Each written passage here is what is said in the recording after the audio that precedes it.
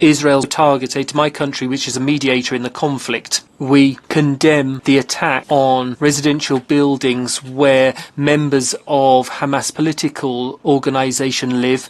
This is a flagrant violation of international conventions. Our solidarity is with the state of Qatar in the face of the illegal bombing by Israel. We condemn the Israeli attack, which has targeted the state of Qatar. Israel's state terrorism, which we condemn, spreads to new countries and targets even the mediators. We stand with Qatar. We also strongly condemn Israel's unlawful and heinous bombing in Qatar. Violation of sovereignty and international law. I now give the floor to United Nations Watch. Mr. President, we have heard a lot about international law from the world's worst violators of international law. It's time to challenge the perpetrators. And so we ask Qatar, if you don't want targeted bombings against terrorists in your capital, why do you harbor terrorists in your capital? Terrorists who are still holding hostages, torturing them, and rejecting peace deals. Why did you host Haniya, Mashal, and Al-Khaya in luxury hotels from where they planned their terror? Why did you back Hamas's Gaza coup in 2007?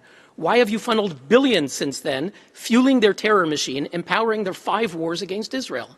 Why did you blame Israel for October 7th, absolving Hamas of massacring 1,200 Israelis, Americans, and others? Why is your state-owned Al Jazeera serving as the terror group's non-stop propaganda arm? Why do you act as a mediator by day and a terror sponsor by night? Mr. President, the record shows Qatar is a state sponsor of terror. The Gulf states said so in 2017 when they suspended ties with Qatar. Now, yesterday, Antonio Guterres and French President Macron condemned Israel. But when the U.S. killed bin Laden in Pakistan, the UN chief at the time celebrated that, quote, justice has been done to such a mastermind of international terrorism. France called it a victory for all democracies. We ask both. How is this different?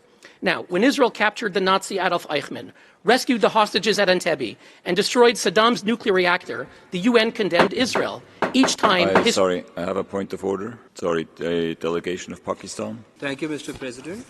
While we believe in constructive engagement with the civil society organizations and value their inputs, we urge you to ensure that no speaker violates the principles and purposes of the UN Charter and the territorial integrity of sovereign member states.